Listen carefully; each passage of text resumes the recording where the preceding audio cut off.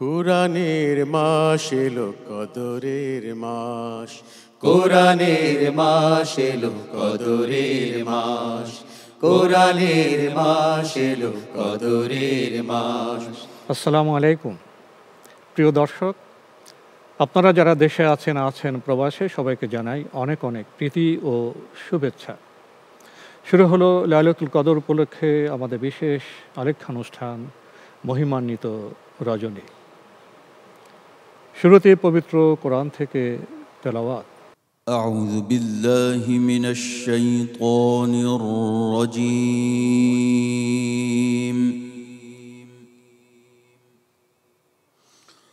বিসমিল্লাহির রহমানির রহিম।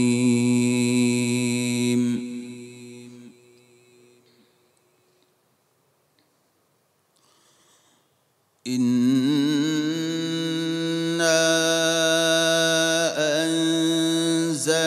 আনজালনাহু ফি লাইলাতিল কদরি ওয়া মা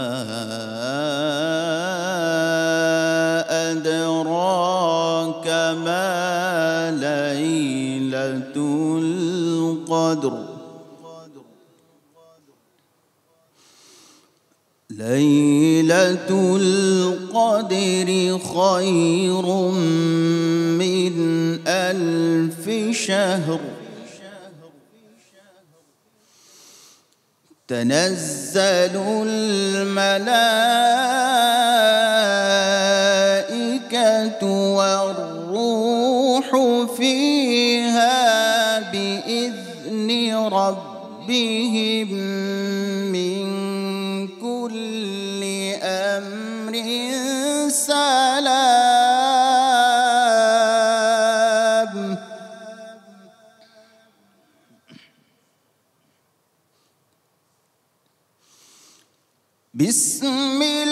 বিসমিল্লাহির রহমানির রহিম। ইন্না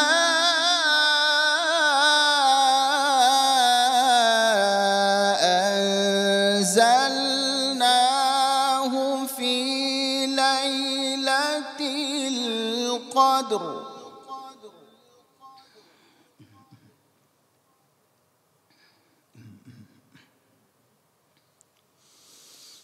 وما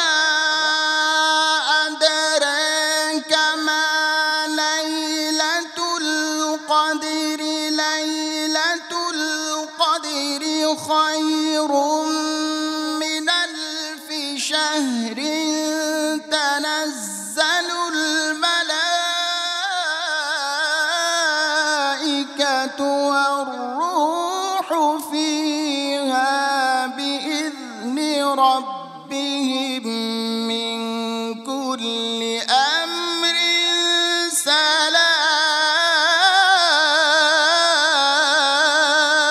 سلام.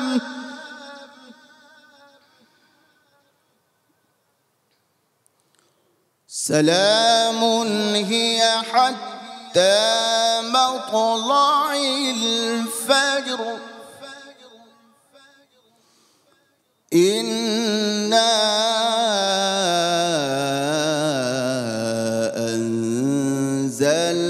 أنزلناه في ليلة القدر وما أدراك ما ليلة القدر.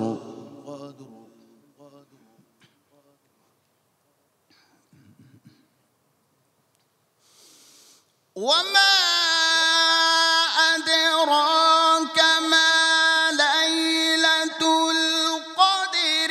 ليلة القدر خير من ألف شهر. تنزل الملائكة والروح فيها بإذن ربهم من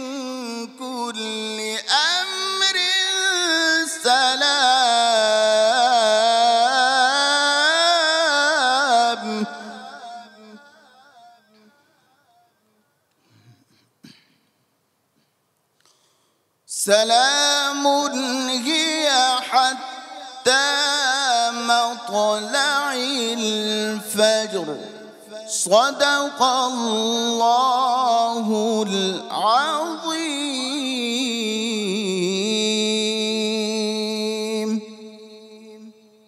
চমৎকার তেলাওয়াত শুনলাম, এখন শুনবো তরজমা। পরম করুণাময় আল্লাহর নামে শুরু করছি। আমি এ কোরআনকে কদরের রাতে নাজিল করেছি। আর কদরের রাত সম্বন্ধে তোমার কি জানা আছে? কদরের রাত 1000 মাসের চেয়েও উত্তম।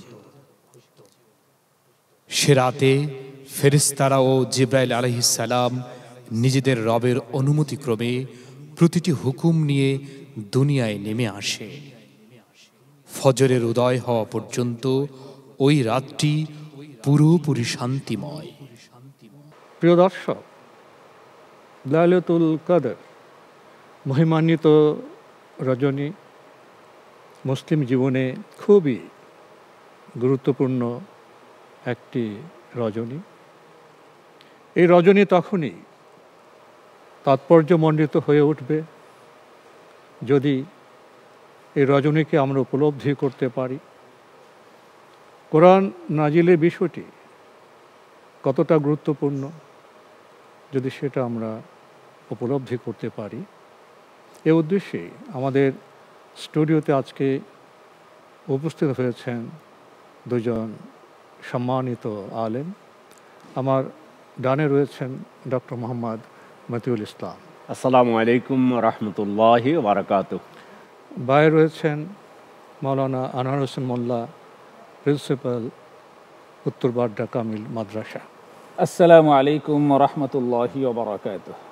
জনাব ডক্টর মতিউল ইসলাম, আমরা তো এখন লাইলাতুল কদর এই মহিমান্বিত রজনী সম্পর্কে জানতে চাইব, তথ্যভিত্তিক কিছু কথা, এবং এই রজনীতে আমাদের করণীয় কি। আমরা মানুষ তো আমাদের ভাষা দিয়ে এই রজনীর ফজিলত বর্ণনা করে শেষ করতে পারবো না। রব্বুল আলামিন তিনি তাঁর ভাষায় যেটা বলেছেন সেটাই বলতে চাই। বিসমিল্লাহির রহমানির রহিম। ইন্না আনজালনাহু ফি লাইলাতিল কদর। আমি এই কদরের রজনীতেই কোরআন নাযিল করেছি। আবার বলছেন লাইলাতুল কদরে খায়রুম মিন আলফি শাহর। একদিকে এই মাসের মর্যাদা বেড়ে গেল, এই দিনের মর্যাদা বেড়ে গেল কোরআন নাজিল হওয়ার কারণে।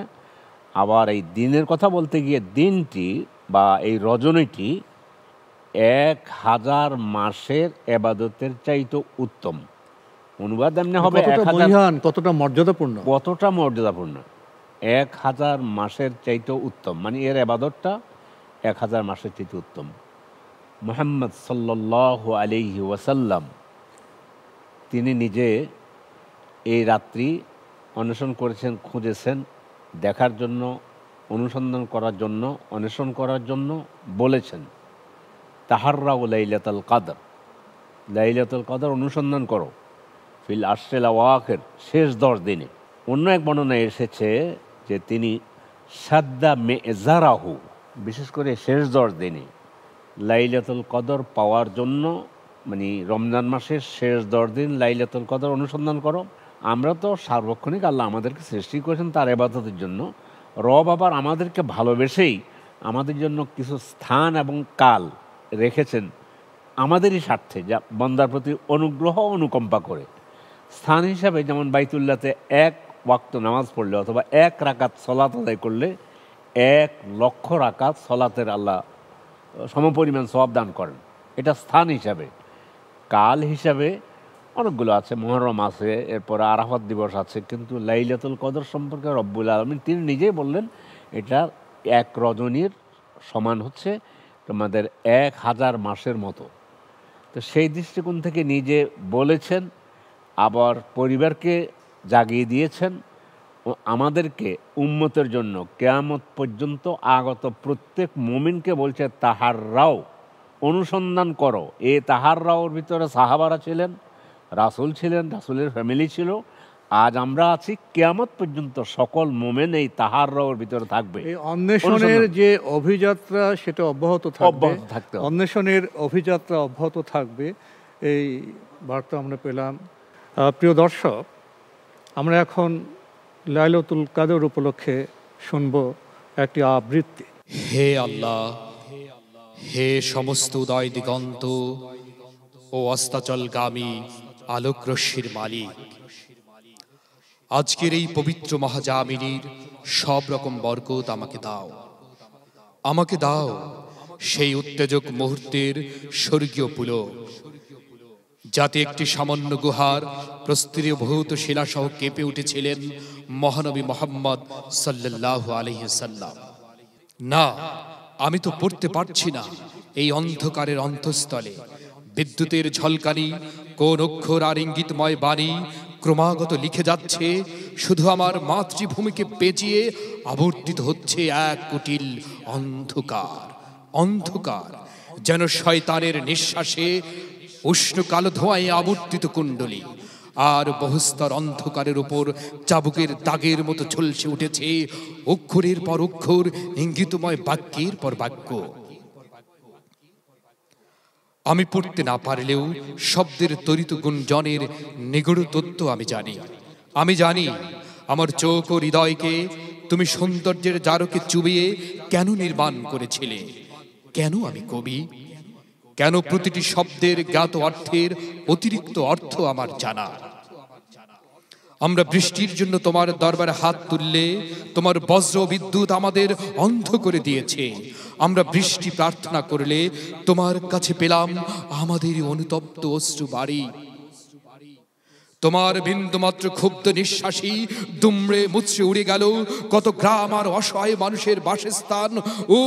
গাছগুলির দিকে তাকালে অন্তরাত্মা না না করে ওঠে, যেন যুদ্ধ শেষে অসংখ্য বল্লম বিজয়ীরা মৃতের ময়দানে উল্টো করে পুঁতে রেখেছে।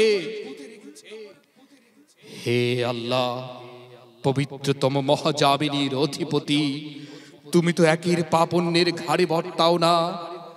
পিতার পাপ পুত্রকে স্পর্শ না করার হে প্রতিশ্রুতি দানকারী, দেখো সহস্রাধিক মানুষের লাশ নিয়ে আমরা পবিত্র কোরআন নাজিলের পুণ্য রজনীতে এখন সিজদারত।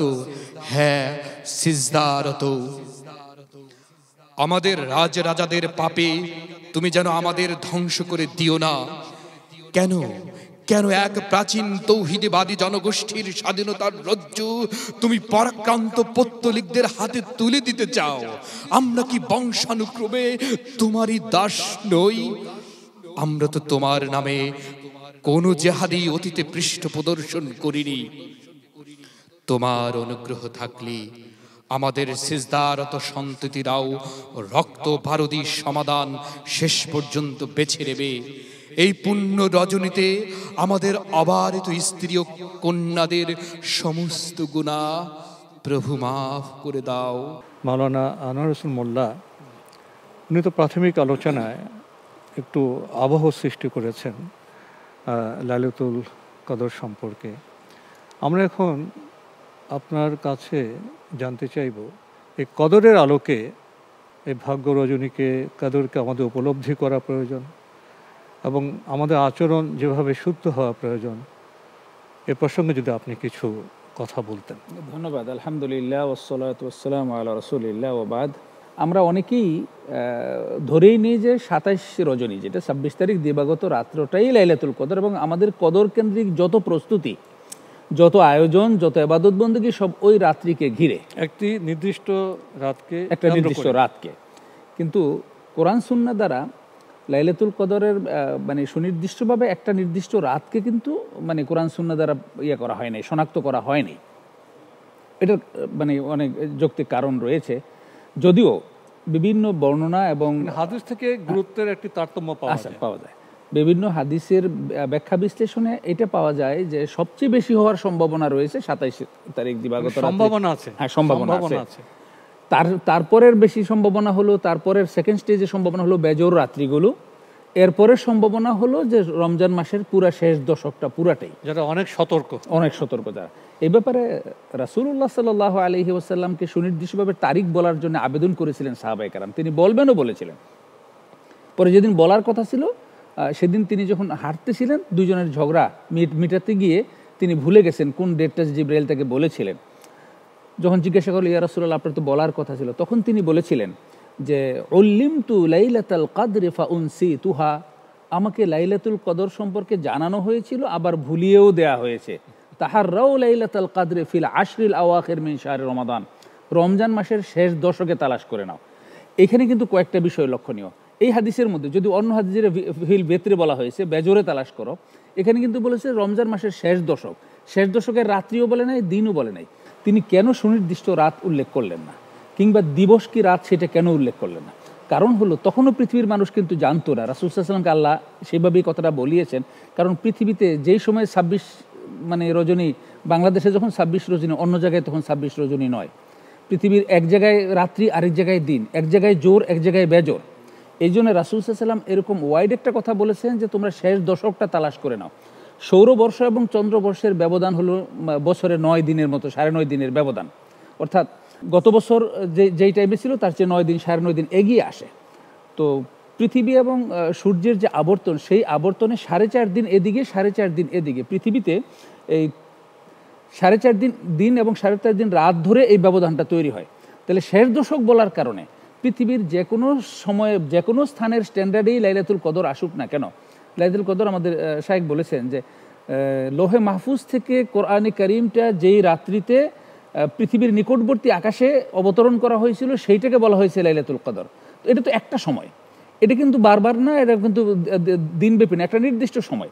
তো এই বছর সেই নির্দিষ্ট সময়টা যেই জায়গায় স্ট্যান্ডার্ডেই হোক না কেন, আফ্রিকার কোনো স্ট্যান্ডার্ডেও যদি হয়, ইউরোপের কোনো স্ট্যান্ডার্ডে যদি, অস্ট্রেলিয়ার কোনো স্ট্যান্ডার্ডে যদি হয়, ভূমধ্য সাগর বা প্রশান্ত মহাসাগরের কোনো স্ট্যান্ডার্ডেও যদি হয়, রাসূল সাল্লাল্লাহু আলাইহি ওয়াসাল্লাম যেই ফ্রেমটা দিয়েছেন, এই শেষ 10 দিন তোমরা তালাশ করো, তাহলে ওই সময়ের ভিতরে পড়বেই।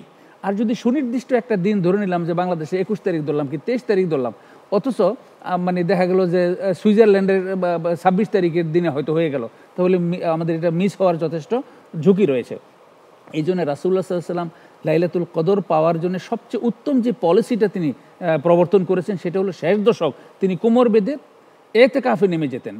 তার সংসার থেকে বিমুক্ত হয়ে, তার যে যে রাষ্ট্রীয় কার্যক্রম ছিল সেগুলোর থেকে সম্পূর্ণ অবমুক্ত হয়ে তিনি এই শেষ দশক দিনে রাত্রে, জোর বেজোর, দিন রাত্রি নির্বিশেষে তিনি এই পুরা শেষ দশকটা মসজিদে আল্লাহর ইবাদত বন্দেগীতে তিনি অতিবাহিত করে এই লাইলাতুল কদর পাওয়ার চেষ্টা করতেন এবং সাহাবায়ে কেরামদেরকে উৎসাহিত করেছেন এতেকাফ করার জন্য, যারা যারা পেরেছেন।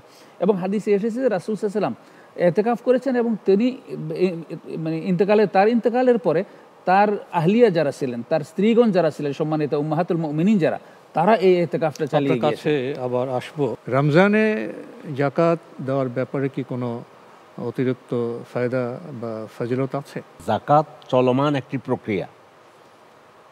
যাকাতটা আজকেও আদায় হবে, আগামীকালকেও আদায় হবে। যাকাত এত গুরুত্বপূর্ণ একটি আবাদত, শুধু আবাদত নয়, ইসলামের 5টা রোকনের অন্যতম একটি রোকন। সেই হিসাবে যাকাত যদি ওইভাবে আদায় করে দেওয়া হতো, আর এটা অর্থনীতির সাথে একটি সম্পৃক্ত একটি বিষয়, সেটা হলে যেহেতু যাকাত অর্থনীতির সাথে সম্পৃক্ত, ফকির মিসকিন সারা বছরেই তো তারা নিডি, তাদের প্রয়োজন আছে, আমরা তাদেরকে দিতে পারি। যাকাতের মাধ্যমে কিন্তু দারিদ্রতা বিমোচনের অন্যতম উপায় হচ্ছে যাকাত। এই জন্য আল্লাহ যাকাত ফরজ করে দিয়েছেন, সেটা সুনির্দিষ্ট ব্যক্তিদের উপরে একটা পরিমাণ অর্থ যদি হয়। এই দৃষ্টিকোণ থেকে তো যাকাত আসলে এইভাবেই দেওয়া উচিত। এখন যেহেতু যাকাত সত্যিকার অর্থে আমরা যদি আমাদের কথা বলি, আমাদের সোসাইটিতে হয়তো ইসলামী সমাজ নিয়ে অথবা যাকাতের যেভাবে যাকাতকে আমরা গ্রহণ করার দরকার ছিল সেভাবে হলে তো সরকার যাকাত নিতে সারা বছর যেমন শৃঙ্খলায় যাকাত নেওয়া উচিত ছিল, যেমন শৃঙ্খলায় যাকাত ব্যবহারের প্রয়োজন ছিল, ইসলামী সমাজ না হওয়ার কারণে হয়তো সেভাবে হচ্ছে না। তবু আলহামদুলিল্লাহ আমাদের দেশে কিন্তু যাকাত বোর্ড আছে, প্রাতিষ্ঠানিকভাবেও ইসলামী ফাউন্ডেশন উদ্যোগেও যাকাত নিয়ে কিছু কাজ হচ্ছে, বেসরকারিভাবে বিভিন্ন ব্যক্তি এবং সামাজিক প্রতিষ্ঠানও কাজ করছেন, আমরা অগ্রসর হচ্ছি। আপনার আলোচনার সূত্র থেকে আরেকটি বিষয়ে মাওলানা আনোয়ার হোসেন মোল্লা আপনার কাছে জানতে চাইব, যখন জাকাত শব্দটি উচ্চারিত হয় তখন আমাদের সামনে পৃথিবীর একটি চিত্র ভেসে আসে। বিশেষ করে দারিদ্র্যপীড়িত যে মানুষ আছে পৃথিবীর বিভিন্ন দেশে এবং আমাদের যে প্রিয় স্বদেশ বাংলাদেশে, এই দারিদ্র্য বিমোচনে জাকাত কেমন ভূমিকা পালন করতে পারে? জাকাত প্রবর্তনই করা হয়েছে দারিদ্র্যকে মিনিমাইজ করার জন্য। যেই সমাজে একটা বিশেষ শ্রেণীর কাছে সম্পদ কক্ষিগত, আরেকটা শ্রেণী অর্থবিত্তহীন, এই সমাজগুলোকে তাদের এই অর্থের যে বিশাল আকাশচুম্বী ব্যবধান, এই ব্যবধানটাকে কমিয়ে আনার একটা উত্তম পন্থাই হলো জাকাত ব্যবস্থা। আপনি যদি গাণিতিকভাবে বিশ্লেষণ করেন, আপনি হাইপোথিক্যালি ধরে নেন যে দুইটা সোসাইটি আছে, একটা সোসাইটির কাছে সমস্ত অর্থ, আরেকটা সোসাইটির কাছে কিছুই নেই, যদিও পৃথিবীতে এরকম কোনো গ্রুপ নেই, কিছু না কিছু সম্পদ কারো কারো আছে। এরকম একটা সোসাইটিতে যদি জাকাত ব্যবস্থা প্রবর্তন করা হয়, তাহলে প্রথম বছর জাকাত দেওয়ার পরে ওরা 2.5% টাকা ওদের চলে আসবে, ওরা 2.5% বেড়ে যাবে, 5% কমে যাবে। তাহলে বছরে কমবে ব্যবধান 5%। গাণিতিক হারে 5% কমে 1 বছরে, 1% কমে 5/1 বছরে, 100% কমে 20 বছরে। অর্থাৎ যদি শুধু ইসলামী অর্থ ব্যবস্থার অনেকগুলো কম্পোনেন্ট রয়েছে, এর মধ্যে শুধু জাকাত ব্যবস্থাটা যদি প্রবর্তন করা যায়, সেই জাকাত ব্যবস্থা প্রবর্তন করলে এত আকাশচুম্বী ব্যবধান সম্পন্ন কোনো সোসাইটিতেও যদি জাকাত ব্যবস্থা প্রবর্তন করা যায়, তাহলে 20 বছরের ব্যবধানে সেটা মিনিমাইজ করে একটা লেভেলে চলে আসবে। আমরা একটা সাম্যের সমাজের স্বপ্ন দেখতে পারি। জি, আমরা যে বিভিন্ন অঙ্গনে কেয়ারিং সোসাইটির কথা বলছি, দরদি সমাজের কথা, জাকাত ব্যবস্থা যদি প্রবর্তিত হতে পারে ইসলামের দৃষ্টিভঙ্গির আলোকে, তাহলে দারিদ্র্য বিমোচন সম্ভব। আরও চমৎকার কথা আপনাদের কাছ থেকে শোনার ইচ্ছে ছিল, কিন্তু সময় তো আমাদের শাসন করতে চায়। সময়ের শাসন মেনে আজকে এখানে শেষ করতে চাই। মাওলানা আনোয়ার হোসেন মোল্লা, আপনি কষ্ট করে আমাদের স্টুডিওতে এসেছেন, সময় দিয়েছেন, সেজন্য আপনাকে অনেক ধন্যবাদ। আপনাকেও ধন্যবাদ। ধন্যবাদ মাওলানা মতিউল ইসলাম, আপনাকেও অসংখ্য ধন্যবাদ। আপনাকেও। প্রিয় দর্শক, আমরা দুজন শায়েখ থেকে চমৎকার আলোচনা শুনলাম। কোরআনের আলোচনা তো উপলব্ধির মতো, ভালো লাগার মতো। চলুন আমরা শেষে কদরের গান শুনতে শুনতে আজকের অনুষ্ঠান শেষ করি। কোরআনের মাস এলো কদরের মাস, কোরআনের মাস এলো কদরের মাস, কোরআনের মাস এলো কদরের মাস। ক্ষমার সময় এলো দয়ার সময়, ক্ষমার সময় এলো দয়ার সময়। আবার ঝালিয়ে নাও তুমি বিশ্বাস, আবার পাবে কি তার নিশ্চিত নয়। কোরআনের মাস এলো কদরের মাস, কোরআনের মাস এলো কদরের মাস। রোজা করো পাপ ভুলে যাও, কোরআনের নির্দেশ বুকে তুলে নাও। রোজা করো পাপ ভুলে যাও, কোরআনের নির্দেশ বুকে তুলে নাও। ইমানের পথে চলো আর, ইমানের পথে চলো আর, তাজা রাখো আল্লাহর ভয়। কোরআনের মাস এলো কদরের মাস, কোরআনের মাস এলো কদরের মাস। সেই মহাজন দিল জীবন তোমায়, তার কত করুণা ছড়ানো আহা। তুমি কি বোঝো না সেই প্রেমের ভাষা, চোখ বুঝি দেখে না তাহা। সিজদায় নত হয়ে থাকো, পলে পলে আল্লাহকে ডাকতে থাকো। সিজদায় নত হয়ে থাকো, পলে পলে আল্লাহকে ডাকতে থাকো।